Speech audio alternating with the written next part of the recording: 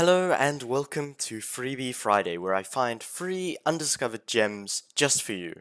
This is my unfiltered impression of the game, so I certainly hope you enjoy it. Like, subscribe, and hit the bell. Let's get right on into it. So, the game that I have for you today is called Cemetary Mary.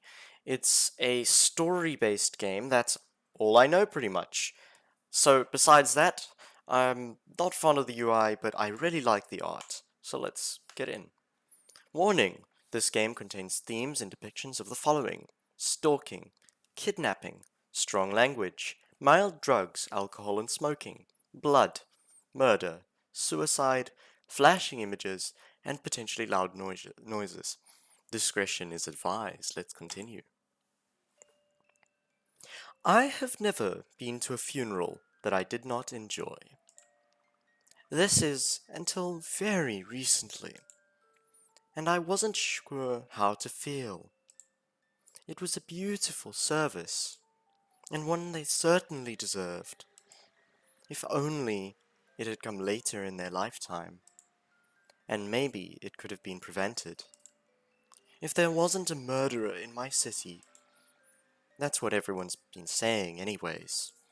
The Blackwood Butcher. That's what they called him, at least. It was hard not to overhear the rumors people said about them. I heard they strike at night. I heard they only target one person at a time and don't stop until they're dead. I heard it's a ghost, blindly seeking revenge. I didn't believe any of that, at least not at first. But my parents did, and because of that, they didn't like me going off to the cemetery alone. Staying until it closed, walking home by myself in the dark.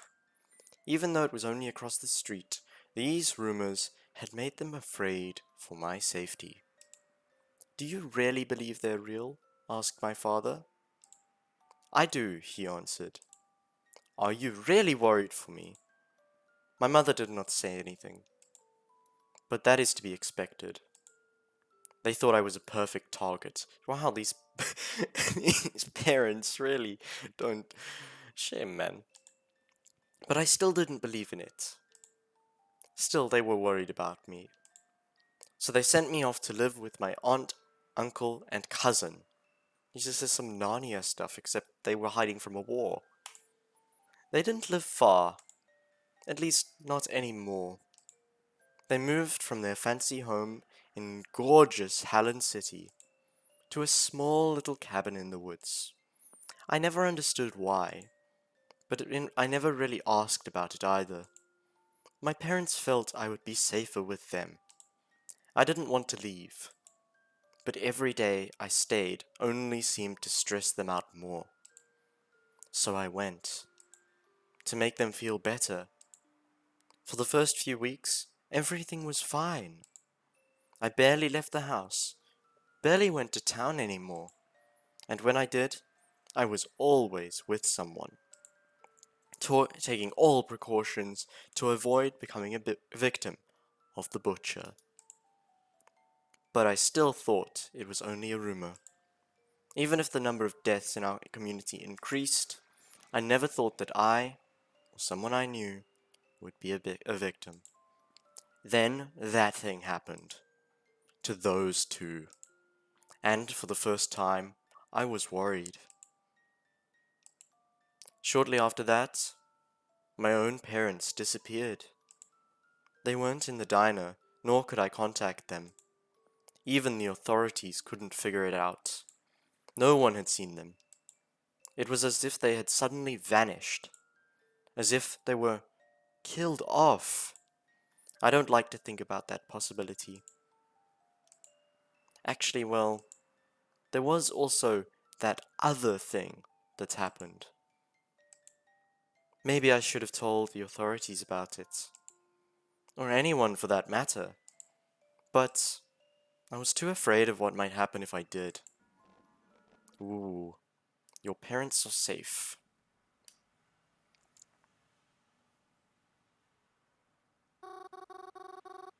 Ah, I knew I would fall asleep if I sat down. Is it raining outside? It wasn't supposed to rain today. The light's on outside. Is Croven out there? I better go check. Alright, let's see. Croven, I finished dinner. Come inside.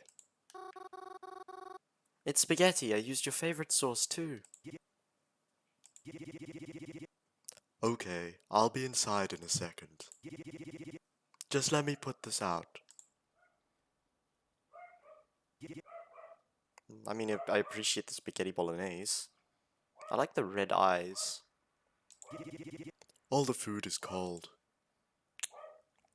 Uh, that's never been a problem for you before. It still isn't. I'm just stating a fact, that's all. Other than that, we didn't say much, and dinner was very quiet. I cleaned up most of it, but Crovan helped a little bit. After that, he went to go sit in the living room. Once I finished cleaning the kitchen up, I joined him, like usual. Normally after dinner, when Crovan and I sit here together, we do something fun. We play a game on our phones together, or we get out a board game, or we play cards. Talk about our days, if something exciting happened, but that's when Aunt and Uncle were still... Crovan's been in a pretty bad mood since. It's not as if I can blame him. I want to talk to him, but I don't really know if he's in the mood to talk. What should I do? Let's attempt a conversation with this. I mean, all of these characters are slightly gothic. I assume that's the aunt and the uncle in the background. It's got like an eye patch. I like the art style. It's very retro-ish story, like, I don't know, I haven't played much like this. Crow, do you want to talk about it? There's nothing to talk about. I've still got my old therapist's number, you know. Croven? Ain't there a reason she was your old one? I know. But she was good at this kind of stuff. And I've been thinking that maybe... Shut up, Mary. Just shut up already. Can't I be bitter over it? Why are you trying so hard to rush me into therapy, huh? Thought you knew about this shit better than anyone, but here you are. I'm not gonna stop being upset just because you miss me being all happy, smiley and shit. Can't you just stop trying to fucking talk to me about it? I'll get over it when I get over it. Maybe get your own life and then you'll stop worrying so much over mine. Sorry. I think I ended up making Croven more agitated trying to talk to him. Oh well. After a few more moments of awkward sitting, I went upstairs and headed to my bedroom. I didn't want to make Croven angrier than I already had. I brushed my teeth and got changed into pajamas. I stretched out on what you could consider my bed. The room I have in the cabin is nice. It's not like my room back in my actual home, but I've stayed here so long, I've been able to decorate it a bit more to my liking. It's a pleasant room to stay in, even if it's not quite home. Of course, I don't normally sleep right away. I usually read a book, or watch a movie on my laptop, or lie awake, thinking of every embarrassing thing that's happened in my life. But, as of recently, I've picked up a different nighttime ritual, one that's nowhere near as pleasant. The text message I had received the days following my parents' disappearance.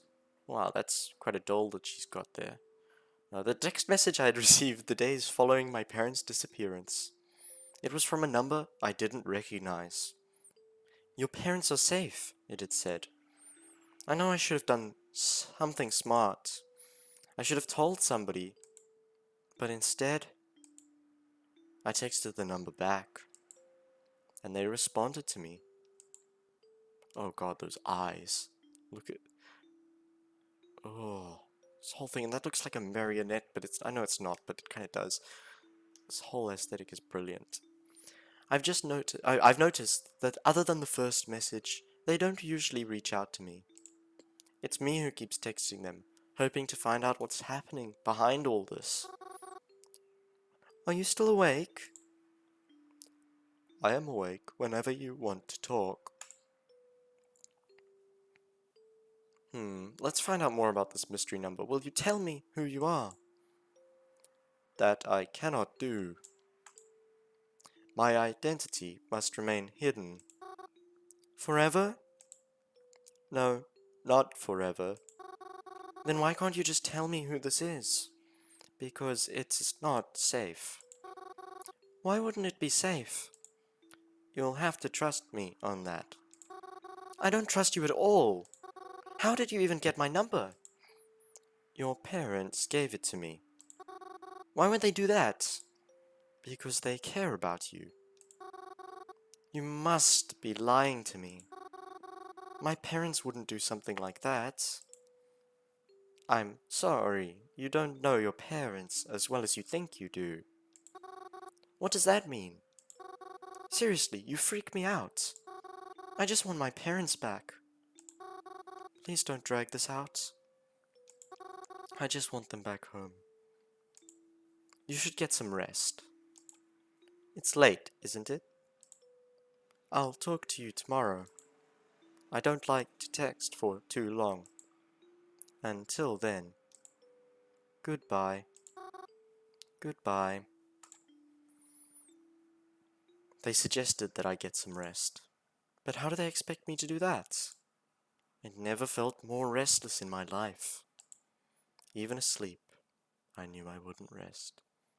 So on that note, I think I'll finish up there, because this is just an introduction to this free game, and I am surprised. This was an interesting experience, and I quite enjoyed it. Let's quickly save, and go back to the main menu while I quickly... Alright, so firstly, the art style. I'm gonna say I liked it. The minimalistic design, the old-fashioned, size of the screen. I actually enjoyed it more than I thought I would, even though the UI isn't great. And the actual writing, pretty good. No grammar mistakes that I could pick up. I'd recommend this for someone who likes this kind of game. It's intriguing, I'm curious, I want to know more. So, let me know in the comments if you enjoyed this video, if you want to see more, and hopefully I'll see you around. Thanks for watching. Goodbye.